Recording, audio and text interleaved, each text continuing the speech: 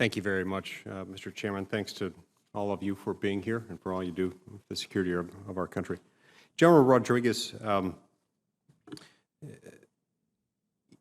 New York Times report from February 27th recounted that at the time when intervention in Libya was being discussed, then Secretary Bob Gates stated that Libyan leader Muammar Gaddafi, quote, was not a threat to us anywhere, close quote. And then Director of the Defense Intelligence Agency, General Michael Flynn, commented that Gaddafi was, quote, a thug in a dangerous neighborhood, but he was keeping order, close quote. So, General Rodriguez, how has the chaos in Libya, specifically the proliferation of weapons from Gaddafi's stockpiles and the infiltration of ISIS and Al-Qaeda affiliates, led to the further destabilization of North Africa and the Middle East and threatened our security interests? Thank you, Senator. The first effects of that destabilization was probably in Mali, when many of the fighters, as well as the arms, ammunition, and explosives headed that way, which created some of the challenges down there. So it has destabilized North Africa all the way across to Mali. The other challenge is the militias who have grown up and around and use many of the ammunition stocks for their power and influence, not only internal to Libya, but external to its neighbors.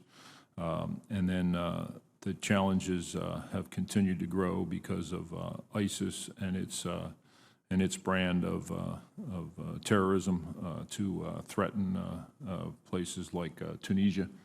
And then, of course, the destabilized and the total chaos in the area there has contributed to the migrants problem. Thank you. Now, in a long report last week from the New York Times, it was made clear that then Secretary of State Clinton and the White House were persuaded to support Western intervention in Libya in 2011, largely due to pressure from Western, from European and Arab allies who seemed to indicate that they would lead the operations, allowing the United States to lead from behind, as it was put at the time. What's your assessment of the involvement of European and Arab nations in Libya now, after the that intervention has now led to chaos and sort of Islamist insurrection?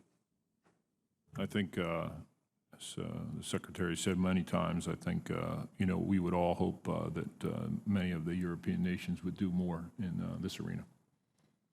The United States has been supporting Saudi Arabia's military initiative in Yemen now for over a year.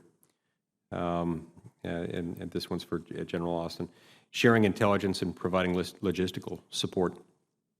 In this time, the Houthis have not been driven out, and the humanitarian crisis that is there seems to have been exacerbated, certainly hasn't been alleviated.